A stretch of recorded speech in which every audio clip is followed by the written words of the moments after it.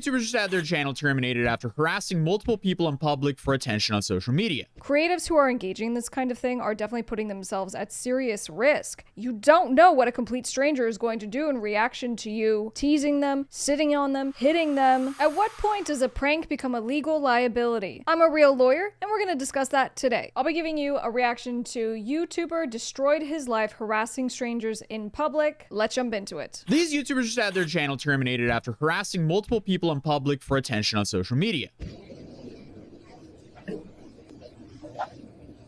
are you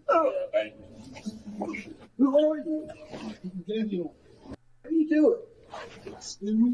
What are you doing? Hello? And YouTube's response to that was just to terminate them. And apparently this was far from the first time YouTube had to remove these guys, as it was just in 2023 when they posted a physical confrontation with an older man in a grocery store where they harassed him until he snapped. What's wrong with you? Ain't nothing wrong with me. Can you apologize to him? Stuff around, you know. He didn't though. He didn't. I did. Hey. I did, buddy. Oh, hey, what the hell? So you're choking him, buddy. Hey, jackass. Hey, jackass. You're choking him. If you guys remember, we covered there was a prank by a radio show. So they were basically telling everyone, they're like, hey, whoever goes and gets a tattoo on their forehead with the words crud, whoever does it first, you get $250,000. Now, the big prank was that even though they were running like radio promotion for this, they go, if you went to their website, on the website giving the terms of how you enter to win, there was a little link. And if you click the link, it goes, hey, prank, April Fools. And so the court ended up finding that they were liable to this guy, and they ended up having to pay this guy hundreds of thousands of dollars, even though they were just trying to do this little prank. So obviously we're talking about a different type of prank in this situation, but let's keep going. Essentially, they keep stealing this old man's groceries as he's trying to check out. When asked to stop over 10 times, they continue to do so, and he snapped. But even though he snapped, that was exactly the content they wanted, so they continued. Right. Damn. What's the problem? No, I need it.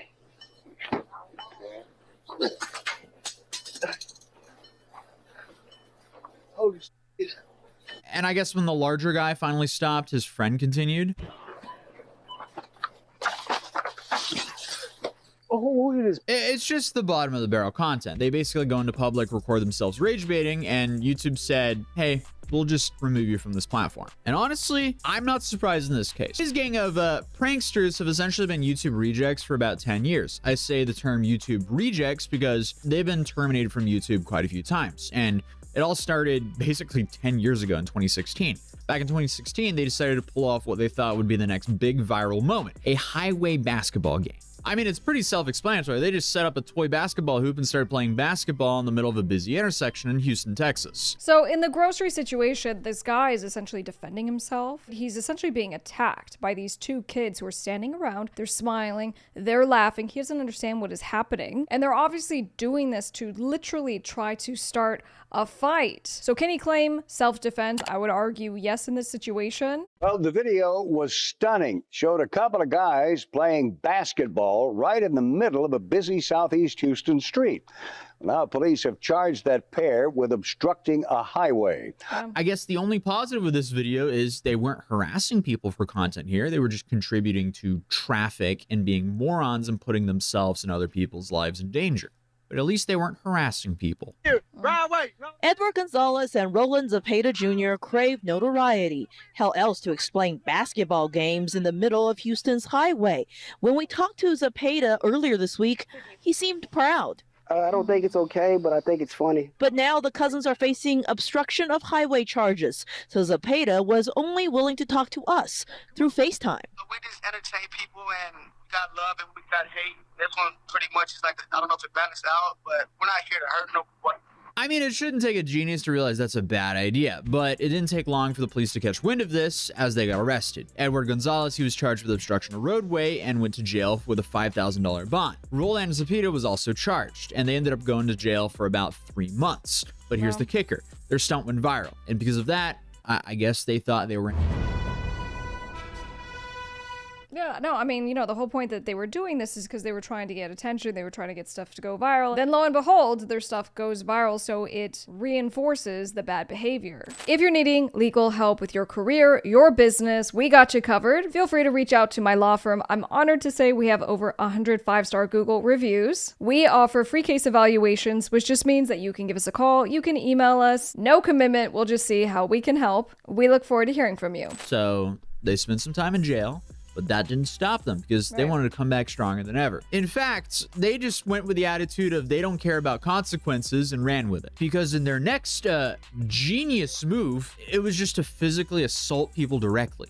It wasn't a humorous experience when you felt like you were being attacked. This is Robo in blue, featured in one of the cousins' videos where they approached strangers at Randall's and stuck Q-tips in their ears. If I had the opportunity to sue them or press charges, I would have done it. The cousins aren't new to brushes with the law. Both have been arrested numerous times. Okay, so by 2017, they weren't even trying to get a laugh anymore. They were just going full throttle with harassing strangers, invading their personal space, and even pulling pranks where they physically touched people without their consent. Next. Bro, hold on, bro. Hey, it's okay. I was next. Wow. I was next. Hey, can you? Jackass. Can you? Why are you hitting me? I was next. It doesn't matter. You don't get to hit people. It's like they were on a mission to become the most disliked YouTubers around. Actually, a pretty hard title to get, but they were really going for it. And the way they were really going for this title was the prank randomly kissing strangers. The other piece of this is that as they're recording this because they want to put it on the internet, who else is being captured in this video? Because there are very strict laws when it comes to people's publicity rights. You have to give permission, you have to give consent in order for someone to use your likeness, your face in their video, including something quite like this, where someone is literally assaulting someone else that you are now associated with by way of just appearing in their video. And then on top of that, you know, filming yourself doing that sounds like a good way to get charged. But what do I know? Let's go, man. I'm saying good morning. Kissing my head for it, dog. Excuse me? Kissing my head. I'll just say good morning. I'll just say good morning, I bro. don't give a who you are, nigga. Hey, You don't hey, what are you fucking touch doing, me, brother? dog. What are you doing? You got to do our physical. You gonna walk behind me and kiss my head? Look, You know me, dog. listen, that wasn't me. Who the you, dog?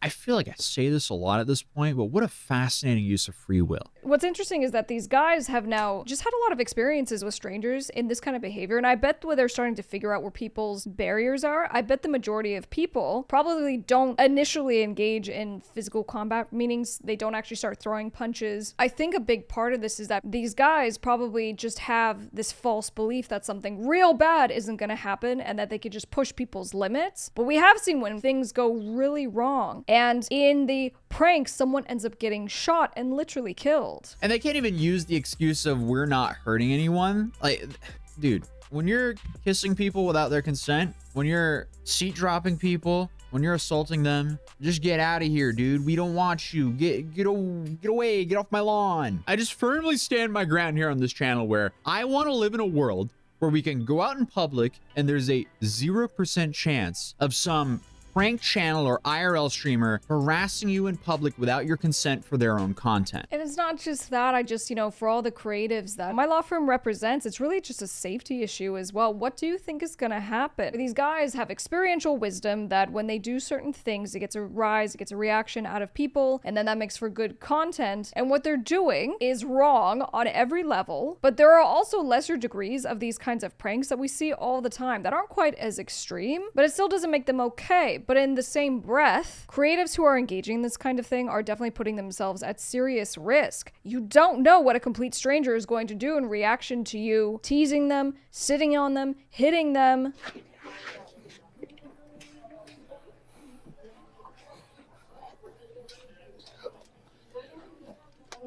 Oh my gosh. Yeah. Wow. No, I was saying good day. Good day. And especially with the kissing, I just don't want to minimalize how serious it is of what they're doing, because that is assault, and it's certainly not funny. During the pandemic, when everyone's stuck inside and the tensions were high, these guys came out of the woodwork yet again, trying to capitalize on the madness. But instead of keeping it light, they just got worse. This is my store. This ain't okay? your store. It is my store. It's not. If you feel like Yo, it, okay? If you feel like you're gonna jump, you jump. Okay, well, you jump. Did you jump? Look, I'm right here. Oh, well, Okay. you do whatever. At least the upside for them is they might get some views, but the downside is jail time, getting banned, or getting their asses beat by security guards or men they randomly assault. It's just fascinating that so many people would rather snitch on themselves for internet attention, but also I have a feeling it's just going to get worse. We're seeing real time that it's actually getting worse and worse. But moral of the story, you can't keep harassing people for views and expect things are always going to go your way.